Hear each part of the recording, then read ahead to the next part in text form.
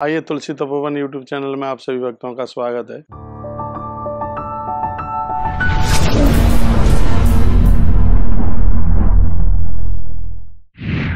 दो भाई होते हैं, एक का नाम रामू होता है, एक का नाम श्यामू होता है। धन का बंटवारा होता है। पिताजी कह देते हैं कि ये हिस्सा रामू का है और ये हिस्सा श्यामू का है। जिस तरीके से संपदा का बंटवारा होता है उसी प्रकार से इस दुनिया में जीव का भी बंटवारा होता है। इस धरती पर बहुत लोग ऐसे हैं वो जगत के हिस्से में आते हैं और इस धरती पर बहुत लोग ऐसे हैं जो जगदीश के हिस्से में आते हैं। हम भगवान के हिस्से में आ जाएं, यही भक्ति है। आप किसके हिस्से में आ रहे हैं? आपके घर का बंटवारा हो रहा है, चाचा ताऊ का बंटवारा हो रहा है, वो अविवाहित हैं तो एक चाचा हमारे हिस्से में, एक चाचा तुम्हारे हिस्से में। दादा दादी का बंटवारा हो रहा है, दादी हमारे हिस्से में आ गई और दादाजी ताऊ के बेटे के हिस्से में। एक बात मैं बहुत हृदय से आपको बोल रहा हूँ, उम्र ने अब पलटा खा लिया है। परिवार में अब आपका हिस्सों का बंटवारा हो तो पैसा का बंटवारा हो, लेकिन आपका यदि बंटवारा होता है तो अब आप जगत के हिस्से में मत आइए। बच्चों को कह दो हमें अब दूर रखो, हम तो अब भगवान के हिस्से में रहना चाहते हैं, अब हमें भगवान का ही बना रहने दो। और परिवार में बंटवारा हो तो ऐसा कभी करना ही मत, नहीं तो प्राय आज ऐसा होता है, बुढ़िया एक बेटे के साथ, बुढ़वा एक बेटे के साथ, दादाजी एक के साथ में, मम्मी एक के संग और पापा एक के साथ में, जिससे बहुत बड़ी दिक्कत है। अपने आप को स्वतंत्र रखिए, इनसे सबसे अलग रखिए अपने आप को। जब मन करे उस बेटे के यहाँ चले जाओ। सूरत रह रहा है, सूरत वाले के पास चले जाओ, पूना रह रहा है, पूना वाले के पास चले जाओ, कलकत्ता रहे उसके पास चले जाओ। अपने आप को आप स्वतंत्र रखिए, एक तरफा मत कीजिए।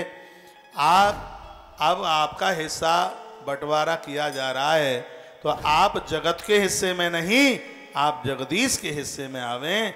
और जब आप भगवान के हिस्से में चले जाओगे, हमारा ग्रंथ उसे भक्ति कहता है। भागो भक्ति, संस्कृत का शब्द है भागो भक्ति, यानी आप भगवान के भाग में यानी भगवान के हिस्से में आ जाओगे तो वह रूप आपके लिए भक्ति रूप धारण कर लेगा। तो ईश्वर के हिस्से में आप आ जाइए।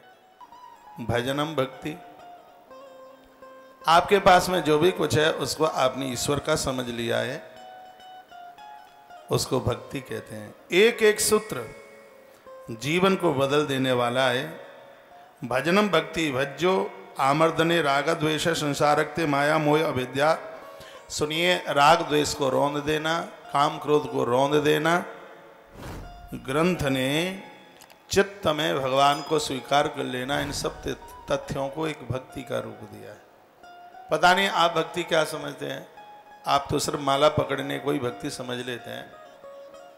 नहीं, भगवान का हो जाना भक्ति है। काम क्रोध को अंदर ना आने देना भक्ति है। राग द्वेष को अंदर आने नहीं देना भक्ति है। और फालतू के इस परिवार को ज़्यादा याद ना करें, ये जीवन की सर्वोच्च भक्ति है। परिवार को याद करने को मोह कहते हैं, और जब मोह हावी हो जाता है तो वह भक्ति को आसपास तक नहीं आने देता। आपके बच्चों के भी तो बच्चे हो गए और आप फूट फूट करके रोते हैं, बेटे का, बेटे के बच्चों का क्या होगा, नातनी का क्या होगा, हम मर गए तो इनका क्या होगा। अरे मरो तो सही, जो होगा सो होगा, तुम नहीं थे तब भी तो सब कुछ हो रहा था। ऐसे ही फालतू में फूट फूट करके रोते रहते। एक आज ही एक बुढ़िया माँ रो रही थी सुबह, हो सकता है परिसर में बैठी हो, हमने कहा काई क्यों रो रही है? बेटा बात नहीं करता है। मैंने कहा नहीं करता तो नहीं करता है बेटा। अब बेटे को फुर्सत नहीं है, वो अपनी घरवाली से बात करे, अपने बच्चों से बात करे कि तुमसे बात करे। कहा मैंने छाती पर लगा करके पाला है। मैंने कहा मेरी माँ ने भी मुझे छाती पर ही रख के पाला था। सबकी माताएं छाती से लगा के, बंदरिया भी तो छाती से लगा के ही बच्चों को पालती। लेकिन बच्चे बड़े हो जाते हैं, बंदरी के बच्चे भाग जाते हैं, वो तो नहीं रोती तुम्हारी तरह। तुमसे ज़्यादा ज्ञानवान तो बंदरिया है और तुम ऐसे फूट फूट करके रोते हैं। कहा वो बहू के कब्जे में आ गया है, तो किसके कब्जे में आवे? उसको तो बहू के कब्जे में ही आना है। तुम काय के लिए आप रो रहे हैं? भजन करो, ईश्वर के बन जाओ। कहा वो मुझे पूछता नहीं है, बुलाता नहीं है। ये सब बातें वही मेरे माथे में थी, तो आज मैंने बात को वहीं से आरंभ कर दिया। और ये सुबह शाम आप मुझसे बात करते हैं तो वो बात भी मेरे लिए कथा बन जाती है। मत रोइए, भागो भक्ति।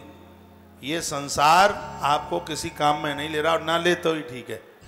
जब तक ये चाशनी चाटोगे तब तक तुम ईश्वर के बन ही नहीं सकते। यहां से धक्का मिलता है तभी तो जीव ईश्वर की तरफ बढ़ता है।